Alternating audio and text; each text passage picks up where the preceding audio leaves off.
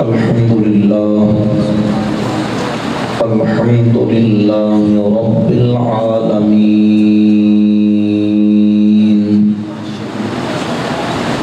الملك الحق المبين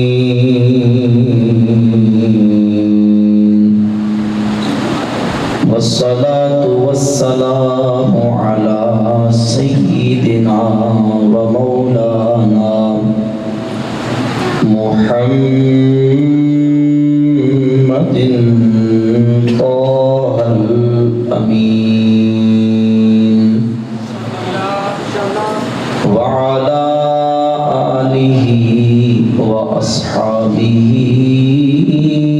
أجمعين ومن اتبعهم إلى يوم الدين أما بعد فأعوذ بالله من الشيطان الرجيم بسم الله الرحمن الرحيم إنا أرسلناك شاهدا ومبشرا ونذيرا لتؤمنوا بالله ورسوله وتعزروه وتوقروه وتسبحوه بكرة وأصيلا صدق الله مولانا العظيم وصدق رسوله النبي الكريم الأمين الرؤوف الرحيم إن الله وملائكته يصلون على النبي يا أيها الذين آمنوا صلوا عليه وسلموا تسليما بآواز بلند مل کے محبت سے درود پاک پڑھیں الصلاۃ والسلام علیک یا سیدی یا رسول اللہ وعلى آلك واصحابك يا حبيب الله سب مل کے پڑھیں الصلاۃ والسلام علیک یا نبی اللہ وعلى آلك واصحابك يا رحمة للعالمين مولاي صل وسلم دائما ابدا على حبيبك خير الخلق كلهم الله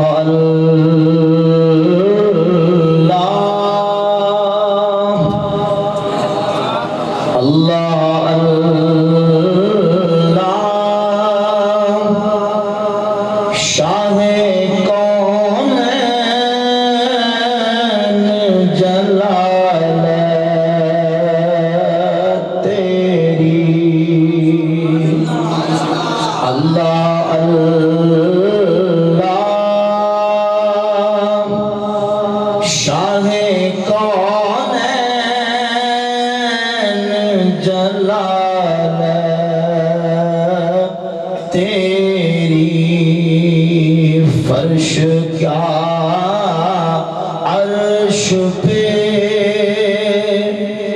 جاری ہے حکومت تیری فرش کیا عرش پہ جاری ہے حکومت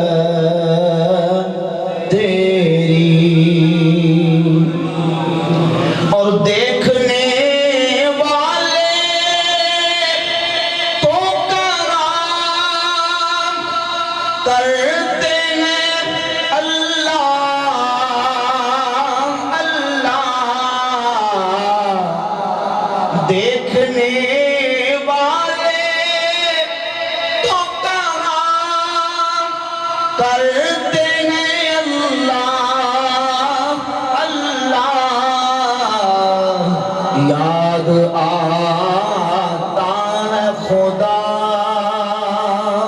دیکھ کے صورت تیری یاد آتا ہے خدا دیکھ کے صورت تیری اللہ اللہ شاہ کونین جلال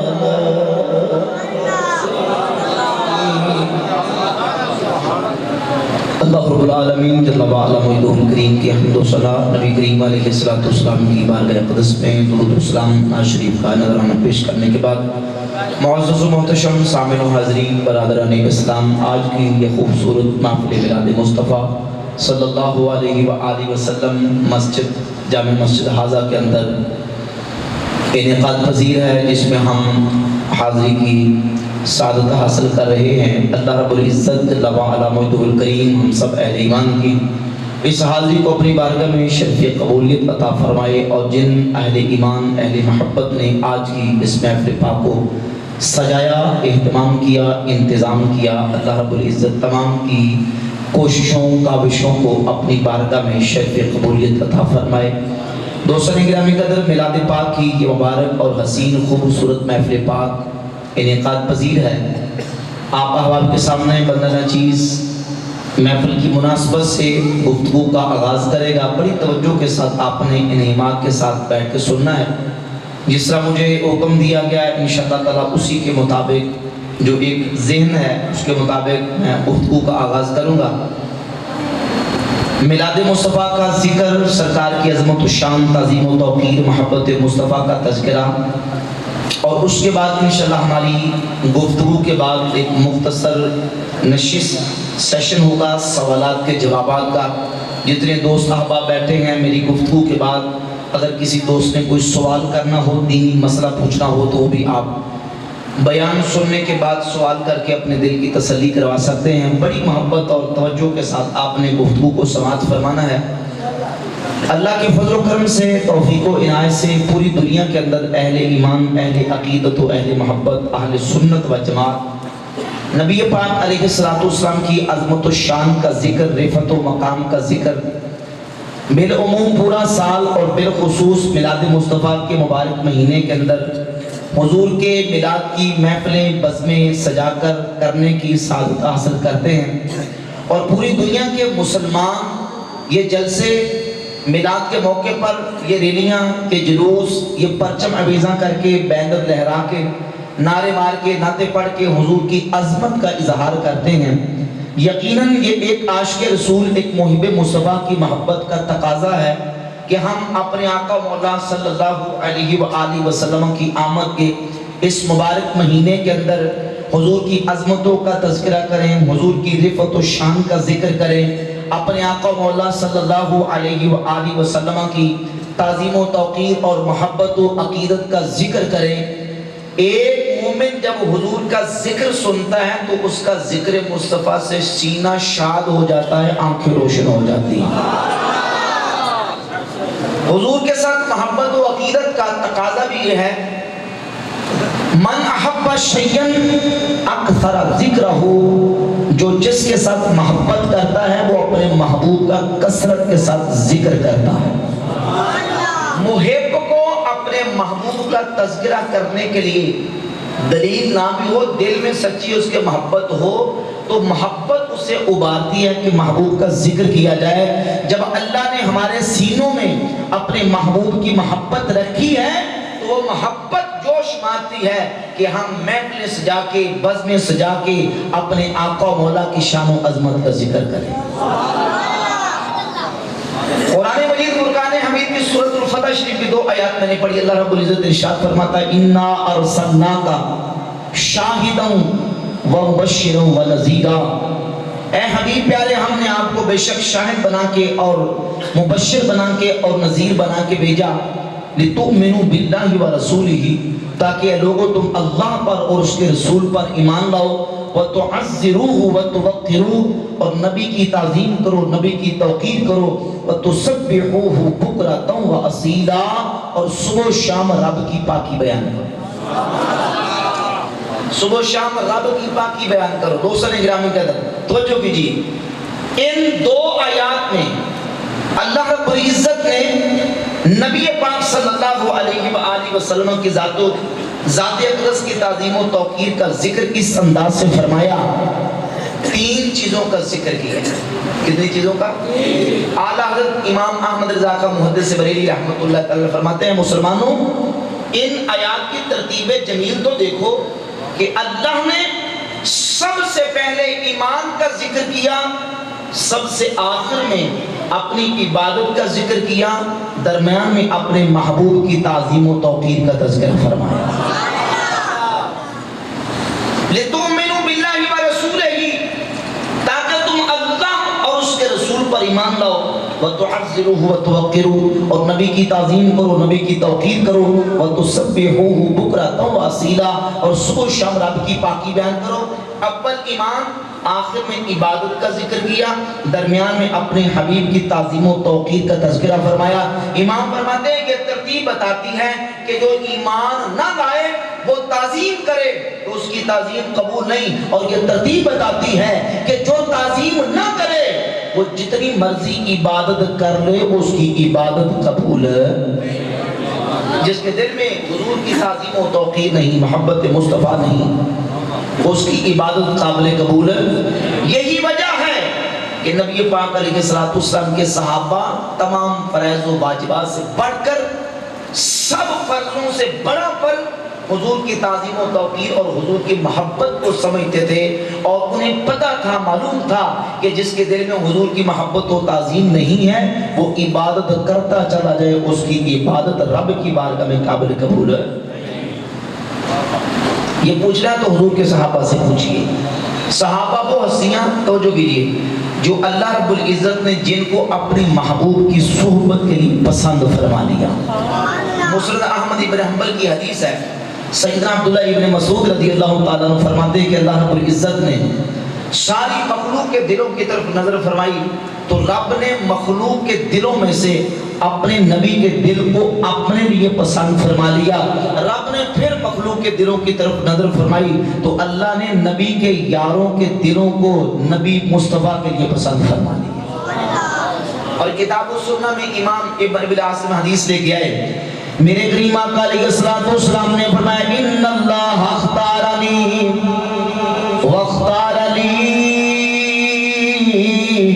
اصحابا.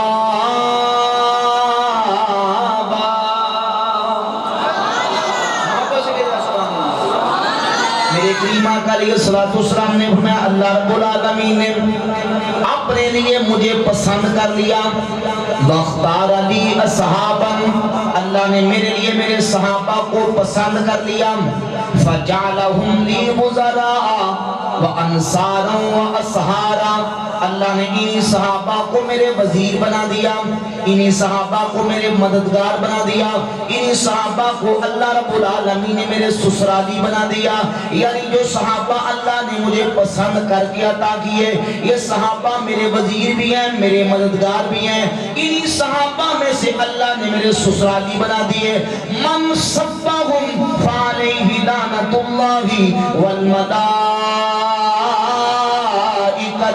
والناس اجمعین. لوگوں جس نے میرے صحابہ کو برا کہا، میرے صحابہ کو سب و شتم کیا، میرے صحابہ کو گالی گلوچ کی، اس پر اللہ کی بھی لعنت ہے، فرشتوں کی بھی لعنت ہے، ساری انسانیت کی لعنت ہے. لا یقبل اللہ لہم صرفا ولا عدلا. ایسا غصہ کے صحابہ نفل پڑے اللہ اس کا نفل قبول نہیں کرتا، ایسا بندہ فرض پڑے اللہ اس کے فرض کو قبول نہیں کرتا. جو حضور کے صحابہ کی گستاخی کرتا ہے، حضور کے صحابہ کا بے ادب ہے، وہ صحابہ جو اللہ نے اپنے حبیب کو پسند کر کے عطا فرمائے. اور صحابہ کی بے ادبی اور گستاخی کرنے والا نہ اس کا نفل قبول ہے نہ اس کا فرض قبول ہے. اللہ کا شکر ادا کریں اور اپنے عقیدے اور اپنی قسمت پہ ناز کریں. اللہ نے ہمیں حضور کے یاروں کی گستاخی کرنے والا نہیں، اللہ نے حضور کے پیاروں سے پیار کرنے والا سنی عقیدہ عطا فرمایا. محبت سے کہیں سبحان اللہ. جو حضور کی آل سے بھی محبت کرتا ہے میرے نبی کے اصحاب سے بھی محبت کرتا ہے. خوشبو والے بھائی پیچھے پیچھے رہنا ہے، آگے نہیں آنا. خوشبو والے کو پڑھتی محبت سے کہیں سبحان اللہ. اس لیے اعلیٰ حضرت عظیم البرکت مجدد دین و ملت اشعری امام احمد رضا خان محدث بریلوی رحمۃ اللہ علیہ فرماتے ہیں اہل سنت کا بیڑا پار اصحاب حضور، مل کے محبت سے پڑھ لیجئے اہل سنت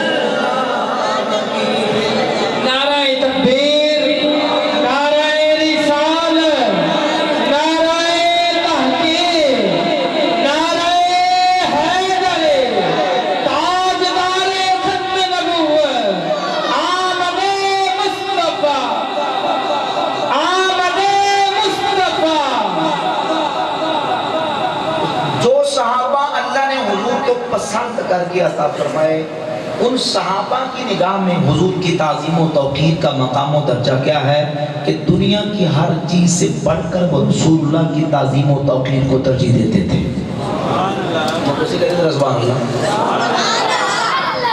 بات سمجھ آ رہی ہے نا آپ کو؟ بات سمجھ آ رہی ہے؟ ٹھیک ہے، اب سمجھیے یہ جو میلاد شریف کے موقع پر ہم محفل کرتے ہیں، جلوس کرتے ہیں، جلسہ کرتے ہیں، یہ نعرے مارتے ہیں، یہ نعتیں پڑھتے ہیں، یہ سب حضور کی تعظیم عظمت مصطفیٰ کے اظہار کی خاطر۔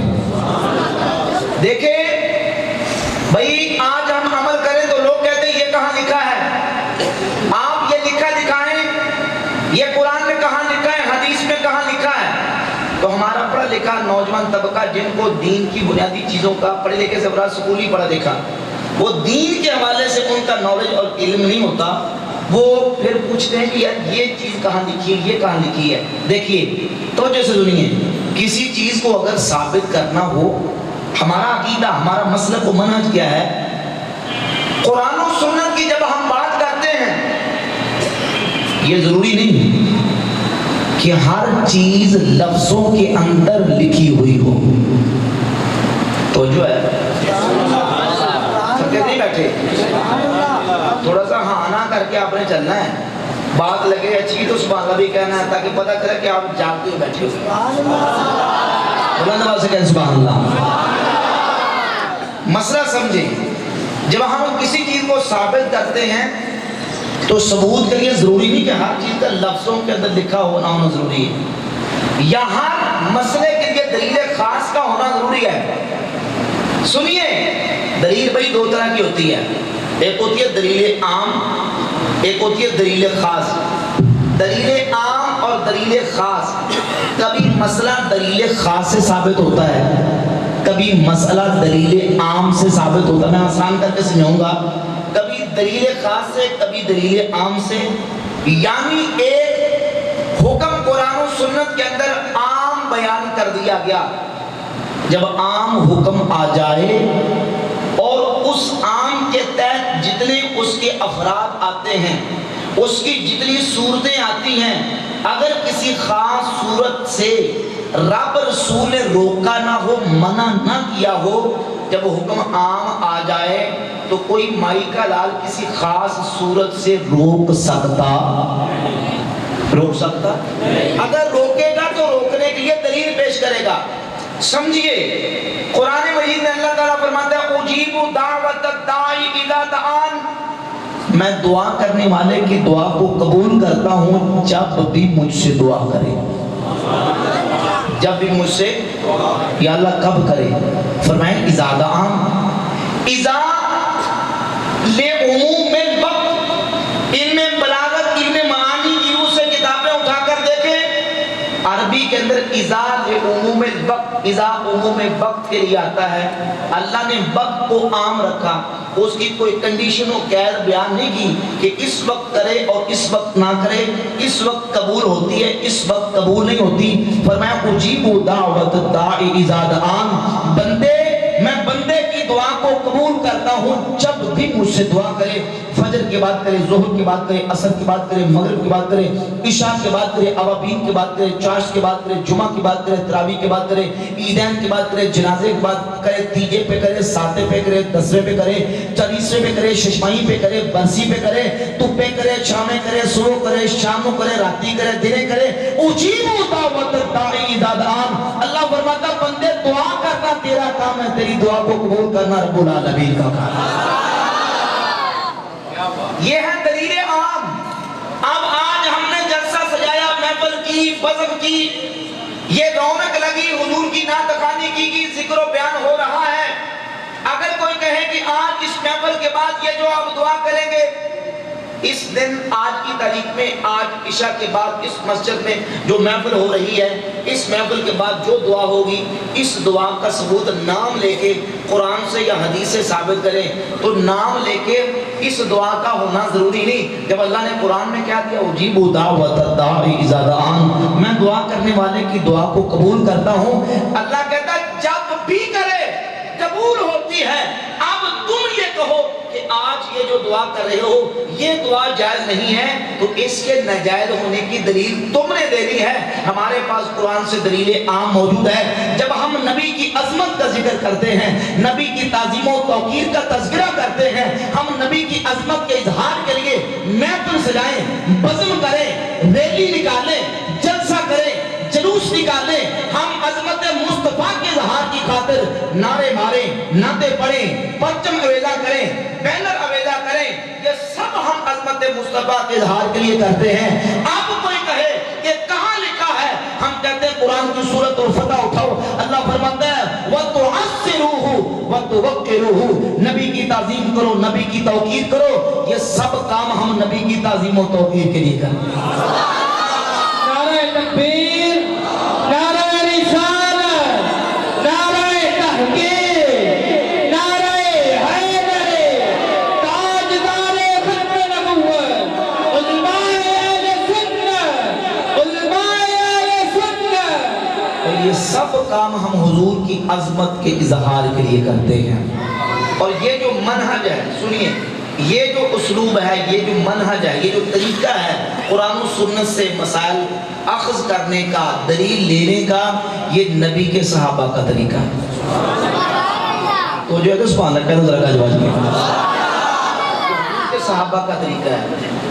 نبی پاک علیہ السلام کے صحابہ جب حضور کی تعظیم کرتے تھے، توقیر کرتے تھے، عظمت مصطفیٰ کا اظہار کرتے تھے، تو سنیے کتنی مثالیں میں پیش کر سکتا ہوں آپ کے سامنے کہ صحابہ حضور کی تعظیم کے لیے پوچھتے نہیں تھے کہ یہ ہم نہ کریں. اللہ کے نبی ان کو حکم نہیں بھی دیتے تھے، تو صحابہ جس کو یہ سمجھتے تھے کہ یہ حضور کی تعظیم ہے، توقیر ہے، میرے نبی کے صحابہ قرآن کی اس عام حکم کی وجہ سے کہ وَتُعَزِّرُوهُ وَتُوَقِّرُوهُ میرے نبی کی تعظیم کر گزرتے تھے.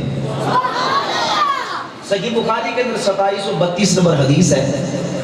نبی پاک علیہ السلام کے صحابہ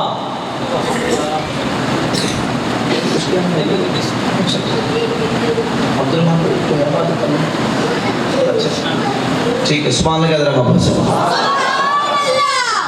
اللہ اکبر.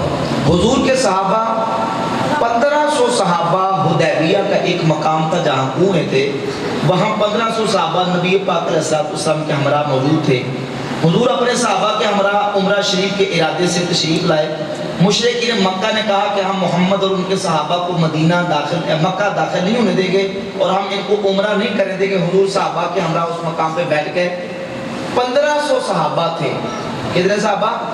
اور حدیث صحیح بخاری کی 2732 نمبر 2732 نمبر حدیث ہے.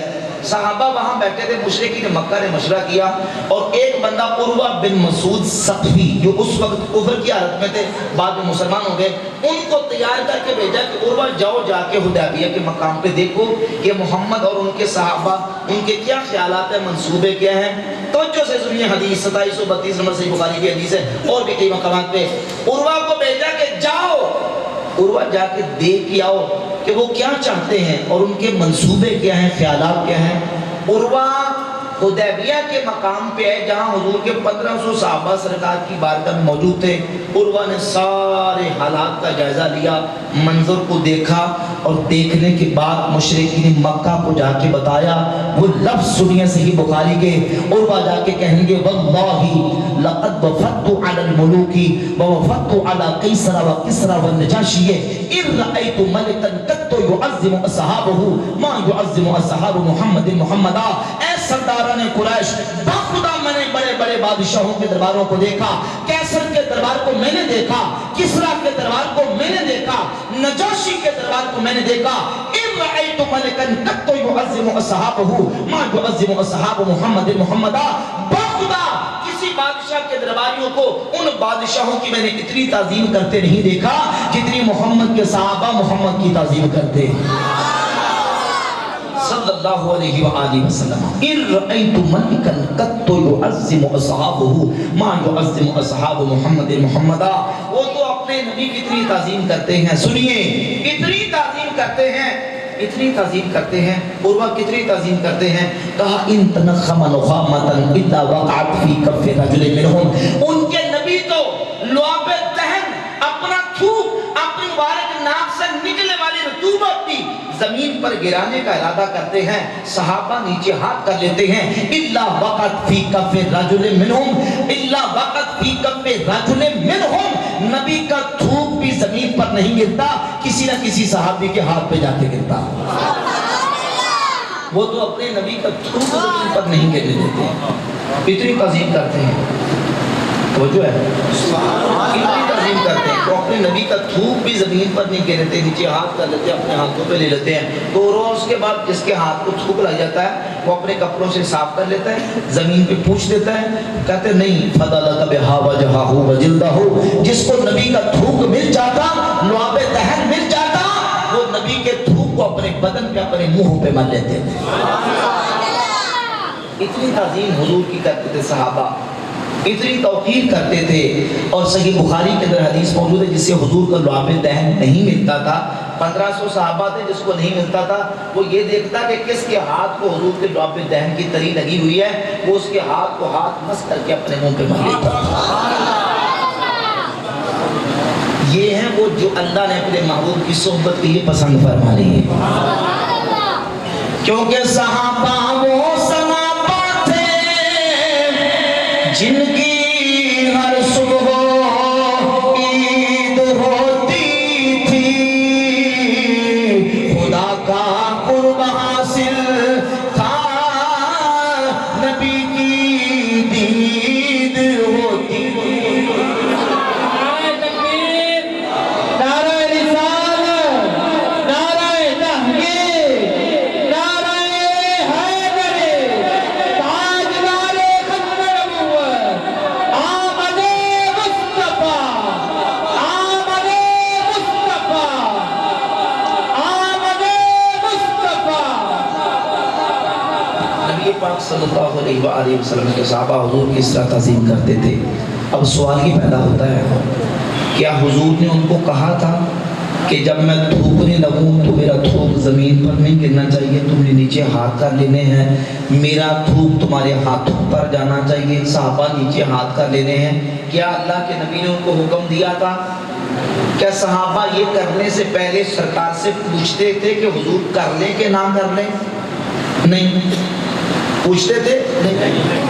کسی حدیث میں کیا یہ آیا ہے کہ حضور نے ان کو کہا ہو کہ تم نے میرا تھوک زمین پر نہیں گرنے دینا؟ نہیں آیا۔ کسی صحیح تو دور کی بات، ضعیف حدیث کے اندر بھی اس کا تذکرہ موجود نہیں۔ تو سوال یہ پیدا ہوتا ہے کہ پھر صحابہ کیوں کرتے تھے؟ بھائی اس لیے کہ وَتُعَزِّرُوهُ وَتُوَقِّرُوهُ، نبی کی تعظیم کرو، نبی کی توقیر کرو۔ انہوں نے قرآن پڑھا ہوا تھا، انہیں پتہ ہے کہ اللہ نے حکم عام دیا ہے نبی کی تعظیم کرو، نبی کی توقیر کرو. جب تک اللہ کے رسول منع نہیں کر دیں گے ہم حضور کی تعظیم کے لیے ہر کام کرتے چلے جائیں. یہاں تک کہ نبی پاک علیہ السلام کے صحابہ نے حضور اقدس صلی اللہ علیہ وسلم کی تعظیم کے لیے، توقیر کے لیے اللہ کے رسول کو سجدہ کیا. کیا کیا؟ مسئلہ بھی سمجھیے اور حدیث بھی سمجھیں اور ہمارا عقیدہ اور موقع بھی سمجھیں. مسئلہ یہ ہے کہ سجدہ اس کی دو قسمیں ہیں. ایک ہے سجدہ تعبدی، دوسرا ہے سجدہ تعظیمی. سجدہ تعبدی کا مطلب ہے کسی کی عبادت کے لیے، اس کو اپنا معبود سمجھ کے، اپنا الہ و خدا سمجھ کے اس کو سجدہ کرنا، یہ سجدہ تعبدی کہلاتا ہے. اور سجدہ تعبدی اللہ کے علاوہ کسی دوسرے کو کرنا کفر ہے، شرک ہے. ہر نبی کی شریعت میں ہر دور ہر زمانے میں اللہ کے علاوہ کسی دوسرے کو عبادت کے لیے سجدہ کرنا شرک تھا، ہے اور رہے گا. کسی نبی کی شریعت میں یہ جائز نہیں. سجدہ تعبدی. دوسرا سجدہ تعظیمی، کسی کی رسپیکٹ کے لیے، اس کی تعظیم و توقیر کے لیے، اس کے ادب و احترام کے لیے اس کو سجدہ کرنا. آدم علیہ السلام کو فرشتوں نے سجدہ کیا. وَخَرُّوا لَهُ سُجَّدًا، سورہ یوسف اٹھائیں، یوسف علیہ السلام کے بھائیوں نے یوسف علیہ السلام کو سجدہ کیا. تعظیم کے لیے سجدہ کرنا یہ پہلی امتوں میں جائز تھا. ہمارے نبی کی شریعت میں بھی اس وقت تک جائز رہا جب تک اللہ کے رسول نے منع نہیں کر دیا، روک نہیں دیا. نبی پاک علیہ السلام کے صحابی حضرت معاذ ابن جبل، بہت بڑے عالم، محدث، مفکر، فقیہ، مجتہد صحابی حضرت معاذ ابن جبل ملک شام سے آئے. ابن ماجہ، سنن ابن ماجہ کی 1853 نمبر حدیث ہے. ملک شام سے واپس آئے، کتنے دنوں سے حضور کی زیارت نہ ہو سکی. جب سرکار کی بارگاہ اقدس میں حاضر ہوئے، نبی پاک علیہ السلام کا رخ زیبا دیکھا، دل بے قرار ہو گیا. دل نے چاہا کہ حضور کو سجدہ کر دوں. معاذ ابن جبل نے اللہ کے رسول کو سجدہ کر دیا. کیا کر دیا؟ سجدہ کر دیا. نہ پوچھا، نہ حضور نے حکم دیا، سجدہ کر دیا. سجدہ کر دیا. پہلا سوال یہ ہے کہ سجدہ کیوں کیا؟ معاذ بن جبل نے سجدہ جب اللہ کے رسول نے حکم نہیں دیا، سرکار نے کہا ہی نہیں، تو سجدہ کیوں کیا؟ اس کا جواب یہ ہے وَتُعَزِّرُوهُ وَتُوَقِّرُوهُ، نبی کی تعظیم کرو، نبی کی توقیر کرو. حکم قرآن میں موجود ہے، نبی کی تعظیم کرو، نبی کی توقیر کرو. صحابہ کا منہج یہ تھا کہ جب تک ہمیں اللہ کے رسول کسی کام سے منع نہیں کر دیں گے ہم حضور کی تعظیم کے لیے ہر کام کرتے چلے جائیں. تعظیم کے لیے سجدہ کیا. پھر اس موقع پر اللہ کے رسول علیہ السلام نے فرمایا معاذ یہ کیا؟ آج یہ حضور ملک شام سے واپس آیا ہوں، وہاں کے لوگ اپنے مذہبی پیشواؤں کو سجدہ کرتے تھے، تو میں نے کہا کہ آپ زیادہ حق رکھتے ہیں کہ آپ کو سجدہ کیا جائے. تو اللہ کے نبی علیہ السلام نے فرمایا کہ اگر میں حکم دیتا اللہ کے علاوہ کسی دوسرے کو سجدہ کیا جائے تو میں عورت کو حکم دیتا کہ وہ اپنے شوہر کو سجدہ کرے. لیکن یعنی ہماری شریعت میں اللہ کے علاوہ کسی دوسرے کو سجدہ جائز بولے جائز نہیں. نہ کسی قبر کو، نہ کسی مزار کو، نہ کسی ولی کو، نہ کسی ماں باپ کو، نہ کسی جو ہے وہ استاد کو، نہ کسی پیر کو، نہ کسی بڑے کو. کسی کے احترام کے لیے، کسی کی تعظیم کے لیے، کسی کی توقیر کے لیے سجدہ کرنا اللہ کے علاوہ کسی دوسرے کو جائز، حتیٰ کہ اللہ کے رسول کی قبر پر انوار کو بھی سجدہ کرنا جائز حرام ہے. کیوں؟ کیونکہ حضور نے منع فرما دیا. جب تک منع نہیں تھا تو صحابی نے کیا نا جی، کیا. صحابی نے کیوں کیا؟ یہ وہ بھی نہیں کہ کوئی دیہات سے ان پڑھ تھے، دیہات سے آئے، عربی تھے، پینڈو تھے، بدو تھے، نہیں. یہ قرآن کے ایکسپرٹ، قرآن کے ماہر، یہ وہ صحابیاں. صحیح بخاری کے اندر 4999 پر حدیث ہے، نبی پاک علیہ السلام نے خذوا القرآن من اربعۃ، میرے 4 صحابہ سے قرآن سیکھو، من عبداللہ بن مسعود و صالح و ابی و معاذ بن جبل. چوتھا نام حضور نے معاذ بن جبل کا ارشاد فرمایا. तालीम से आती। सजदा क्यों किया? क्योंकि उन्हें पता था कि ये हुजूर की ताज़ीम है, हुजूर की तौक़ीर है, और ताज़ीम और तौक़ीर नबवी के लिए हम करते चले जाएंगे जब तक हुजूर मना नहीं कर देंगे। जब सरकार ने रोक दिया तो सहाबी रुक गए, सहाबी रुक गए। लिहाजा आज की तारीख में अल्लाह के अलावा किसी दूसरे को सजदा, ना किसी पैगंबर को, ना नबी को, ना रसूल को, ना वली को, ना उस्ताद को, ना पीर को, किसी को भी ताज़ीम के लिए सजदा करना जायज़ नहीं, हराम हराम हराम है। आला हज़रत इमाम अहले सुन्नत रहमतुल्लाह आशिकों के इमाम फरमाते हैं, दिल करता था कि रोज़ा रसूल को सजदा कर दूं, दिल करता था, लेकिन फिर रुक गए। क्यों? इसलिए कि शरीयत मुस्तफ़ा इसकी इजाज़त। इम्तिहान आ गया ना, एक तरफ शरीयत का हुक्म है, एक तरफ दिल कर रहा है कि सजदा कर दूं। इमाम फरमाते हैं कि अब ये इम्तिहान है, देखते हैं कि इम्तिहान में पास हो, दिल की मानते हो या शरीयत मुस्तफ़ा की मानते हो। रोज़ा रसूल सामने, तो इमाम अहले सुन्नत रहमतुल्लाह ने लिखा, आप फरमाते हैं पेशे नज़र वो नौ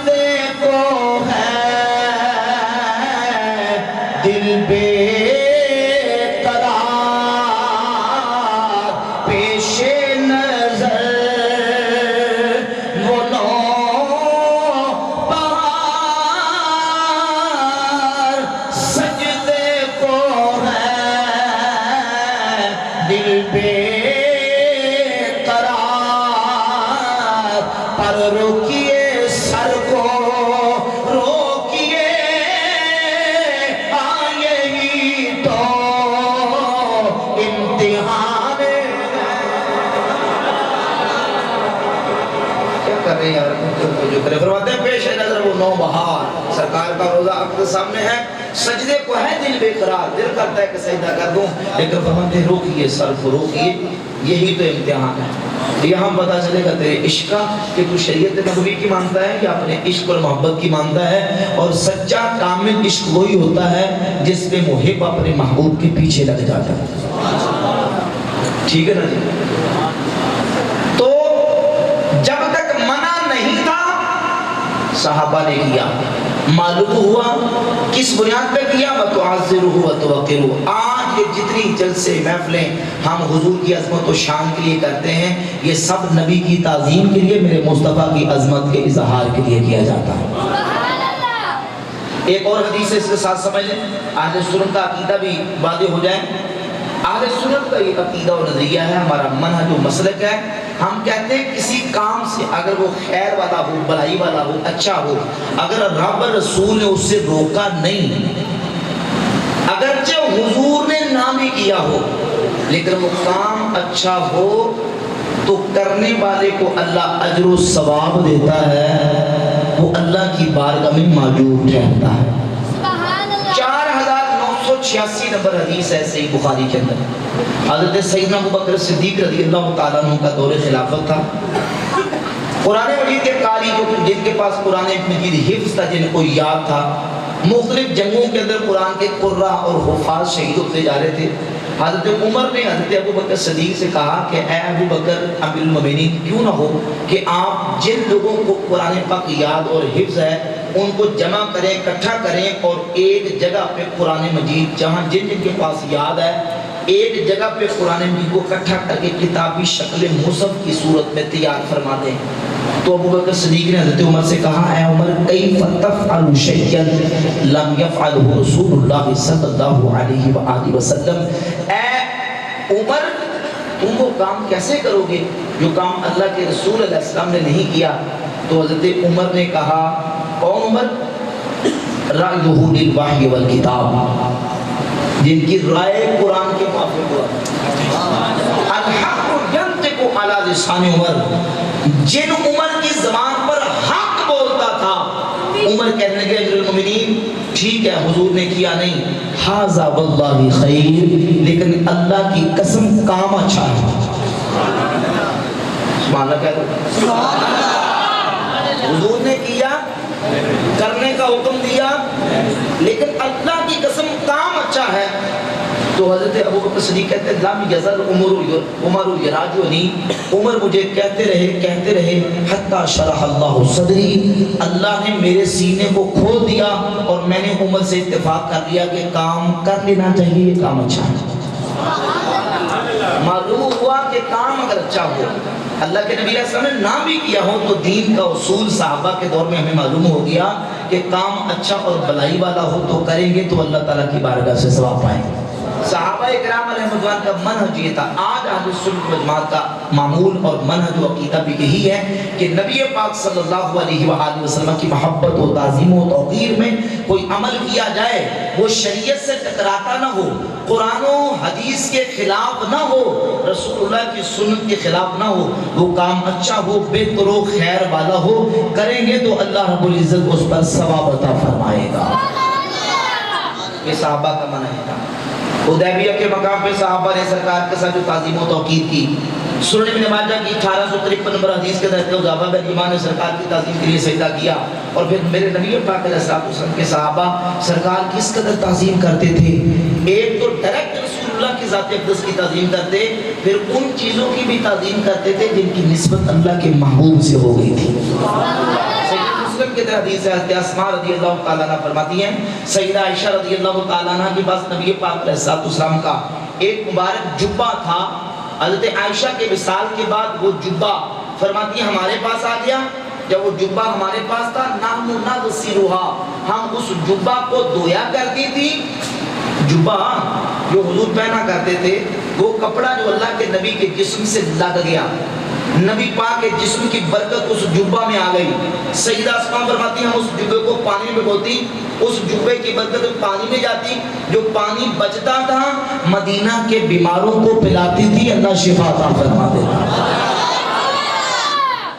حضور کے جسم سے لگنے والی چیزوں سے برکت لیتے ہیں۔ سیدنا عبداللہ ابن عمر رضی اللہ تعالیٰ کے حوالے سے امام ابن حبان نے کتاب الثقات میں اور قاضی عیاض الشفا میں ذکر کیا کہ عبداللہ بن عمر جب مسجد نبوی میں حاضر ہوتے تو حضور کے ممبر شریف کے قریب جاتے اور ممبر کی جس لکڑی پر اللہ کے رسول بیٹھا کرتے تھے عبداللہ بن عمر اس لکڑی پر اس طرح ہاتھ پھیرتے اور ہاتھ پھیر کے اپنے منہ پہ مل لیتے تھے کیونکہ اس لکڑی کو جسم مصطفیٰ سے نسبت ہو چکی تھی۔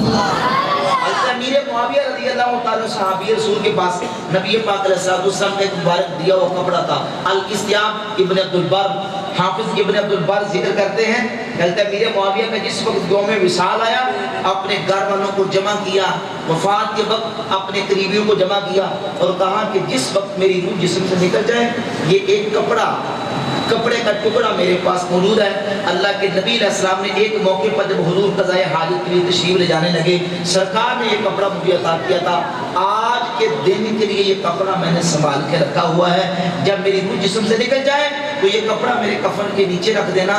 یہ حضور کے بال مبارک ہیں، نبی کریم علیہ السلام کے ناخن مبارک ہیں، یہ میرے ہونٹوں پہ اور میری آنکھوں پہ رکھ کے مجھے قبر کے حوالے کر دینا، اگر میری بخشش ہوگی تو مصطفیٰ کے تبرکات کی برکت سے ہوگی۔ نعرہ تکبیر، نعرہ رسالت، نعرہ تحقیق، نعرہ حیدر، تاجدار ختم نبوت، ہر صحابی نبی، ہر صحابی نبی، ہر صحابی نبی، گلی گلی نگر نگر، گلی گلی نگر نگر۔ یہ حضور کے صحابہ کا منہج ہے۔ جب نبی پاک علیہ السلام کی ذات اقدس سامنے تھے صحابہ ڈائریکٹ حضور کی جسم اقدس ذات اقدس سے فیض لیتے اور پھر حضور کی مثال اقدس کے بعد جن چیزوں کی نسبت اللہ کے رسول کی جسم پاک سے ہو گئی صحابہ ان کی بھی تعظیم کرتے تھے، ان سے بھی برکت حاصل کرتے تھے، کیونکہ محمد سے نسبت بڑی چیز ہے، خدا دے یہ دولت بڑی چیز ہے۔ آخری بات کر کے بات مکمل کروں گا۔ اسی حدیبیہ کے مقام پر میرے کریم آقا علیہ السلام کی بات اقدس میں حضور کے صحابہ آئے، کتنے دنوں سے ٹھہرے تھے، جو پانی مشکیزوں میں بھر کے لائے تھے پانی ختم ہو گیا، جانوروں کے پینے کے لیے پانی نہ بچا اور وضو کرنے کے لیے پانی نہ بچا، پینے کے لیے پانی نہ بچا۔ صحیح بخاری کے پوری تفصیل موجود ہے، حضرت جابر رضی اللہ تعالیٰ سے حدیث موجود ہے صحیح بخاری کے اندر، پانی نہ بچا تو صحابہ سرکار کی بارگاہ میں کہ یا رسول اللہ پانی، جانور پیاسے بلک رہے ہیں، وضو کے لیے پانی نہیں، پینے کے لیے پانی نہیں. ایک یہ واقعہ، ایک وہ واقعہ جس کو قرآن نے بیان کیا. قوم موسیٰ علیہ السلام کے پاس آئی کہ پیارے موسیٰ اللہ کی بارگاہ میں دعا کریں اللہ پانی عطا فرمائے. موسیٰ علیہ السلام نے دعا کی، اللہ رب العزت نے حکم دیا، فرمایا فَاضْرِبْ بِعَصَاكَ الْحَجْرَ فَانْفَجَرَتْ مِنْهُ اثْنَتَا عَشَرَةَ عَيْنًا. اللہ رب العالمین نے جناب موسیٰ علیہ السلام کو حکم دیا، پیارے موسیٰ عصا پکڑو، عصا پکڑ کے پتھر پہ مارو، پتھر پہ مارو گے 12 چشمے نکلیں گے، قوم پانی پی کے سراب ہو جائے گی. یہ جناب موسیٰ کلیم اللہ کی شان ہے. جس وقت حبیب اللہ کی باری آئی، امام الانبیاء صلی اللہ علیہ وآلہ وسلم کے 1500 صحابہ میرے کریم آقا علیہ السلام کی بارگاہ اقدس میں حاضر ہو گئے. عرض کرتے ہیں حضور پانی. ادھر توجہ کیجئے، جس وقت کریم اللہ کی بارگاہ میں قوم آئی، اللہ رب العالمین نے عصا پکڑنے کا حکم دیا، پتھر پہ مارنے کا حکم دیا، پھر 12 چشمے نکلے، قوم نے پانی پیا. ادھر حبیب خدا کی باری آئی، میرے کریم آقا علیہ السلام کو اللہ نے عصا پکڑنے کا حکم نہیں دیا، پتھر پہ مارنے کا حکم نہیں دیا. ید اللہ والا مبارک ہاتھ امام الانبیاء نے نکالا، فَجَعَلَ الْمَاءُ يَفُورُ بَيْنَ أَصَابِعِهِ كَأَمْثَالِ الْعُيُونِ.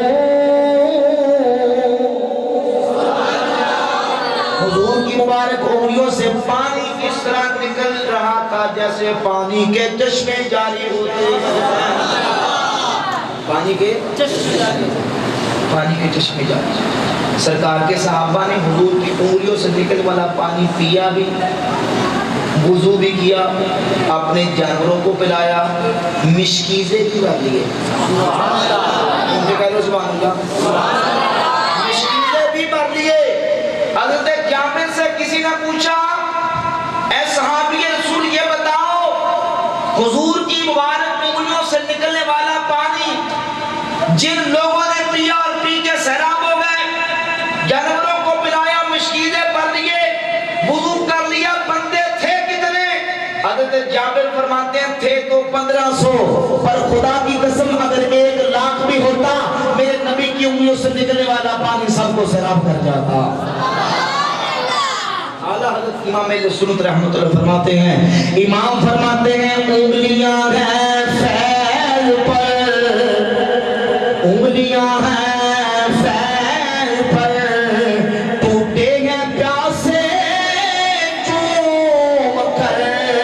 انگلیاں ہیں فیل پر، ٹوٹے ہیں پیاسے چوم کر. ندیاں پنجابے رحمت کی ہے جاری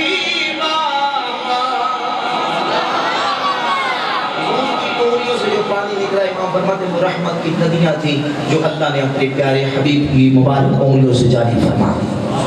حوصلہ گرامی قدر حضور کی تعظیم و توقیر کے لیے، عظمت مصطفیٰ کے اظہار کے لیے، جب وہ حضور کا غلام، سرکار کا عاشق و محب، نبی پاک علیہ السلام کی محبت میں عمل کرتا ہے، شریعت سے ٹکراتا نہ ہو، قرآن و حدیث کے خلاف نہ ہو، وہ مبارک ہی مبارک ہے، وہ برکتوں والا ہے. اور یہی اہل سنت کا منہج ہے، اسلوب ہے، طریقہ ہے.